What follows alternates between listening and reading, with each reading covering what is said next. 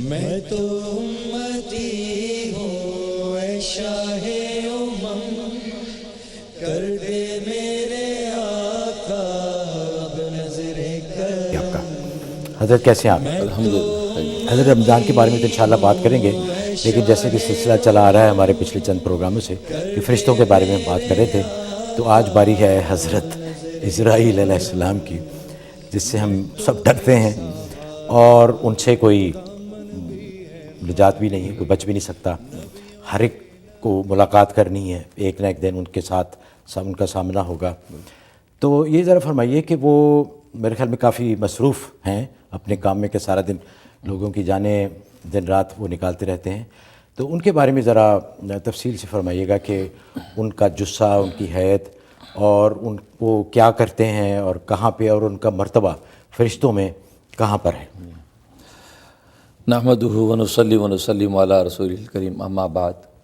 جیسا کہ میں نے عرض کیا تھا کہ احادیث میں آتا ہے کہ اللہ تبارک و تعالی نے 4 فرشتے سب سے پہلے تخلیق کیے، حضرت جبرائیل، میکائیل، اسرافیل اور اسرائیل، اور اسی ترتیب سے ان کے مراتب ہیں۔ پہلا مرتبہ جبرائیل کا ہے، پھر میکائیل کا ہے، پھر اسرافیل، اور چوتھے نمبر پہ اسرائیل ہیں۔ یہ ملک الموت ہیں۔ چنانچہ اللہ تبارک و تعالی نے جب تخلیق آدم کا ارادہ فرمایا تو مٹی لینے کے لیے حضرت جبرائیل کو زمین پر بھیجا کہ جس جگہ پہ اس وقت بیت اللہ ہے تو وہاں سے خاک لانا مطلوب تھی، تو حضرت جبرائیل کو بھیجا۔ تو جبرائیل جب آئے ہیں تو زمین نے پناہ مانگی اللہ کی، کہا کہ آپ جو ہے وہ نہ لے کے جائیے یہ خاک، اس لیے کہ اس سے جو ذریت بنے گی اس کا بہت بڑا حصہ جہنم کی آگ میں جلے گا، اس لیے میں یہ برداشت نہیں کر سکتی، تو میں تمہیں اللہ کا واسطہ دیتی ہوں۔ حضرت جبرائیل واپس چلے گئے۔ اسی طریقے سے پھر حضرت میکائیل کو بھیجا، اسرافیل کو بھیجا، حاملین عرش کو بھیجا، تو سب جو اللہ کا واسطہ سن کے واپس لوٹ جاتے تھے۔ تو آخر میں اللہ تبارک و تعالی نے حضرت اسرائیل کو بھیجا۔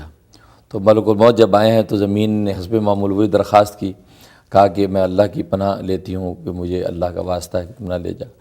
تو حضرت اسرائیل نے فرمایا کہ میں بھی اللہ کی پناہ مانگتا ہوں اور اللہ کے امر کو پورا کرنے پہ مامور ہوں، تیری درخواست سے زیادہ مجھے اللہ کا حکم ہے، لہذا زبردستی وہ خاک وہاں سے لے گئے، جس سے تخلیق آدم کا سارا پروسیس سٹارٹ ہوا۔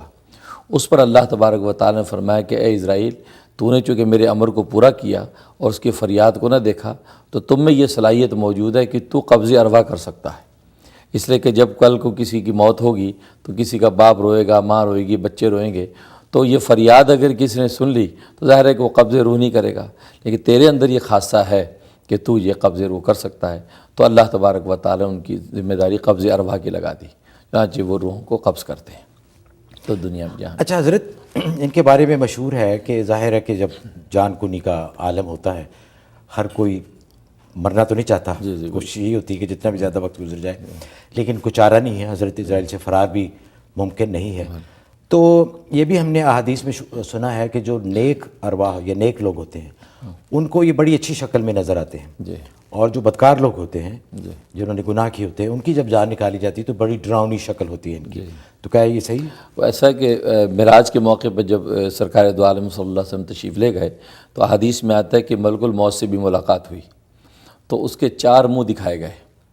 پہلا جو منہ، جو سامنے کا منہ ہے، وہ نور کا بنا ہوا تھا، تو کہا کہ یہ نور کا جو منہ ہے اس سے میں مومنین صالحین کی روح قبض کرتا ہوں، اور پیچھے کا جو منہ تھا وہ آگ کا بنا ہوا تھا، کہا کہ اس سے میں کفار و مشرکین کی روح قبض کرتا ہوں، اور دائیں طرف کا جو منہ تھا وہ غضب سے بنا ہوا تھا، فرمایا کہ اس سے میں گناہگار ایمان والے جو ہیں، گناہگار مومین کی روح قبض کرتا ہوں، اور بائیں طرف کا جو منہ تھا وہ قہر سے بنا ہوا تھا، فرمایا کہ اس سے میں منافقین کی روح قبض کرتا ہوں۔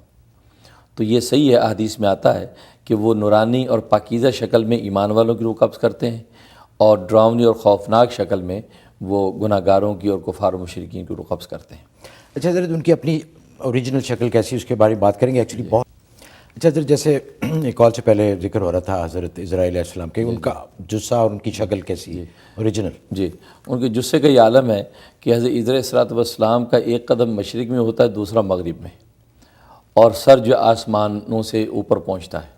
چنانچہ حضرت ابراہیم علیہ السلام نے جب آپ کو دیکھا تو ایک لمبا ترنگا وجود سیاہ رنگ کا، اور وہ آسمانوں سے بلند ہے اور پورے احاطے کو گھیرا ہوا ہے، تو یہ کیفیت تھی۔ حضرت ابراہیم علیہ السلام نے جب دیکھا تو آپ پر بے ہوشی طاری ہو گئی. جب آپ ہوش میں آئے تو وہی اسرائیل جو پاکیزہ نورانی شکل میں ان کے سامنے تھے اور ان سے گفتگو کر رہے تھے. تو پورے احاطے میں وہ محیط ہیں.